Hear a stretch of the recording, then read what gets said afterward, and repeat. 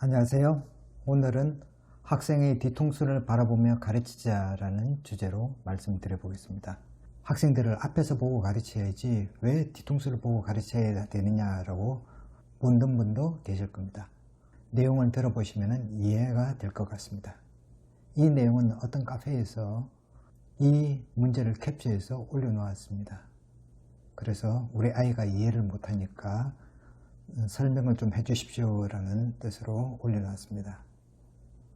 그래서 여러분들이 많이 답을 달아주셨고 힌트를 주셨는데 거의 대부분 만류 인력이나 중력으로 설명을 하였습니다.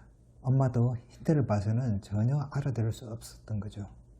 그래서 제가 간단하게 힌트를 주면서 정리했던 내용입니다. 엄마 아빠도 학교에서 분명히 중력에 대해서 배웠을 겁니다. 중학교 때. 그런데 왜 대답을 못했을까요? 이 내용은 중력에 의해 나타나는 현상을 적어 놓은 것입니다. 눈과 비가 아래로 내린다. 이거는 뭐 생각 안 해도 다 아는 내용이죠. 그리고 운석이 지구로 떨어진다. 뉴스 때 종종 나옵니다. 운석 찾으면 몇천만 원 매덕 된다고 하는 거, 그런 뉴스 본 적이 있죠. 이와 같이 우리는 엄마, 아빠, 모든 가족들이 경험으로 알 수 있는 현상만 이해할 수 있는 것이 많습니다. 자, 그러면 엄마, 아빠, 아들의 생각을 한번 들어볼게요. 엄마, 아빠가 아들의 고민을 해결해 주지 못했는데 왜 해결하지 못해 주었는가를 한번 살펴보겠습니다. 우선은 모든 물체는 위에서 아래로 떨어진다는 경험을 가지고 있습니다. 그런데 그 경험과 중력이라는 개념을 완전히 연결시키지 못하기 때문에 그림을 보면은 모든 물체는 위에서 떨어진다는 것을 알 수 있습니다. 빨간 점과 같이 북극기나 서울에서 물건을 던져도 다 아래로 떨어지죠. 그래서 그림으로 보면은 아래로 떨어지는 건 확실합니다. 그런데 좀 떨어져 있는 이 지점에서 이 물체가 어디로 떨어지는 건가 보면은 경험으로 보면은 뒤로 떨어지는 게 분명하죠. 그런데 개념에서는 A 방향이라고 합니다. 분명히 뒤로 떨어지는 게 분명한데 A라고 하니까 아이가 납득을 못하게 되는 거죠. 이와 같이 개념하고 경험의 충돌이 일어납니다. 그 충돌을 극복하지 못하고 개념에 눌려가지고 물체는 아래로 떨어지는 게 분명한데 라고 문제를 해결하지 못하고 그대로 넘어가는 실정입니다. 위의 그림과 같이 위에서 아래로 떨어지는 거 분명하다는 경험을 갖고 있습니다.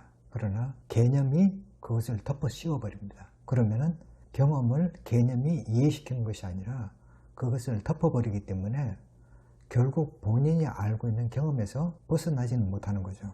중력이라는 개념을 배워도 본인이 알고 있는 경험을 해소시키지 못하는 겁니다. 자, 그러면은 우리는 이것을 어떻게 봐야 될까요? 학생의 입장에서 고민을 한번 해볼 필요가 있습니다. 학생의 고민은 B방향으로 떨어져야 된다고 하는데 학교에서 선생님은 과학 개념만 주장해서 중력에 의해서 A로 떨어진다라고 하는 이런 문제점을 가지고 있습니다. 자, 그래서 저는 어떻게 접근했는가 하면은 학생의 입장에서 본 고민을 한번 들어보기로 하겠습니다. 빨간 점 A 지점에서 하늘을 본다고 합시다. 그러면은 가 위치에서 본 하늘과 땅의 방향은 어디인가 한번 살펴보겠습니다. 하늘은 어디입니까? C 방향이 하늘이고 D 방향이 땅이라는 것은 누구나 알 수 있습니다. 그러니까 위가 C가 되고 아래는 A가 된다는 것을 학생은 이렇게 설명하면 알 수 있죠. 그래서 아이한테 위, 아래가 어딘가를 찾아보라고 그렇게 힌트를 주었습니다. 그렇게 하니까 엄마가 이해를 해서 쉽게 이해하고 넘어갔다는 그런 결과를 받기도 했습니다. 이와 같이 학생의 경험과 과학 개념이 일치하게 될 때 이것이 온전한 지식으로 남게 됩니다. 그러나 교사 입장에서 일반적인 지식의 전달만 할 때는 학생의 생각과 충돌하게 되고 학생의 학습 의욕은 떨어지게 되는 거죠. 학생은 위에서 아래로 떨어진다는 그 의문점을 가슴속에 늘 가지고 있을 겁니다. 그것이 마찬가지로 부모님도 경험했던 그러한 내용이기 때문에 아이한테 제대로 전달하지 못했는 거죠. 또 제가 한번 다른 경우를 한번 말씀드려 보겠습니다. 6학년에 분수의 나눗셈을 할 때 실컷 공부를 했습니다. 그러고 난 다음에 잘 이해 못하는 것 같아서 어디가 이해 안 되느냐 제가 다시 한번 물어봤습니다. 물어보니까 이 아이는 어떻게 작은 수를 큰 수로 나눌 수 있는가 라고 물었습니다. 본인 생각에는 8 나누기 4는 할 수 있어도 4 나누기 8은 절대로 못한다는 거죠. 그렇죠. 작은 수를 큰 수로 나눌 수 없다라는 여기에 빠져있기 때문에 아무리 대분수 나누기 자연수의 나눗셈 이것을 수학 개념이라고 가르쳐 준다고 하도 아이는 여기서 벗어나지 못하는 겁니다. 결국 개념과 경험의 충돌을 극복하지 못하면은 개념에 눌려가지고 해결 못하고 그냥 넘어가게 되는 거죠. 그러면 아이는 개념을 확실하게 이해를 못하게 됩니다. 작은 수를 큰 수로 나눌 수 없다라는 그 경험을 해결해 주어야 합니다. 먼저 학생의 입장에서 바라본 고민을 해결해 주어야 합니다. 그래서 저는 떡 한 개를 5명이 나눠 가졌을 때 어떻게 되느냐부터 시작해서 다시 분수의 개념을 가르쳐 주었습니다. 이와 같이 작은 수도 나눌 수 있다는 것을 알고 나서 그 아이한테 분수의 개념을 다시 설명할 수 있었습니다. 이와 같이 개념을 가르치기 전과 후에 반드시 학생이 알고 있는 개념을 미리 파악을 해야 됩니다. 제대로 알고 있는지 없는지. 그래야지만이 현재 가르치고 있는 개념을 확실히 알 수 있는가를 파악할 수 있습니다.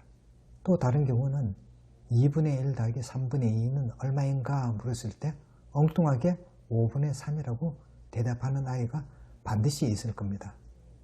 그런데 이렇게 발생했을 때 이것을 어떻게 설명해 줘야 될지 학생의 입장에서 바라보고 넘어가야 된다는 거죠. 중학생의 경우도 한번 들어보겠습니다.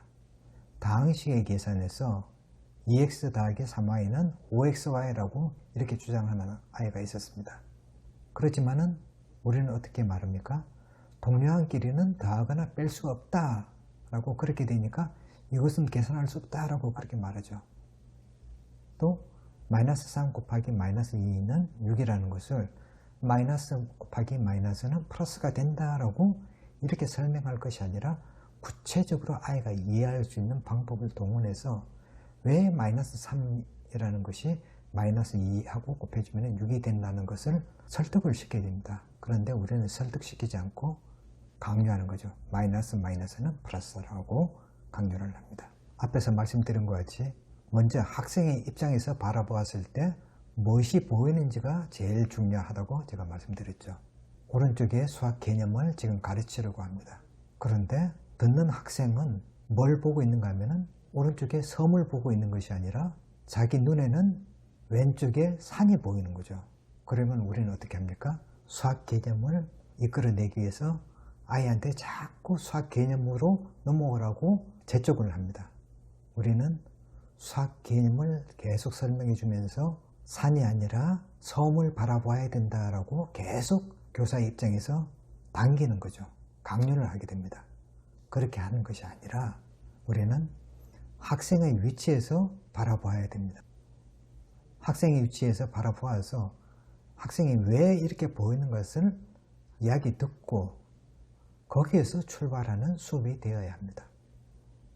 억지로 끌어당기는 것이 아니라 자연스럽게 학생의 위치에서 섬이라는 수학 개념으로 유도를 해내는 것이 중요한 거죠.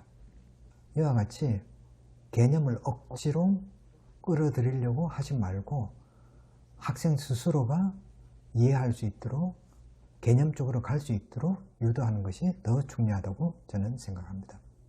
오늘은 학생의 뒤통수를 바라보며 가르치자라는 주제로 말씀드렸는데요. 학생을 앞에서 이끌어내는 것도 중요하지만은 학생이 뭘 생각하고 있는지를 바라보면서 거기서 출발해서 가르치는 것이 더 중요하지 않을까 생각합니다. 감사합니다.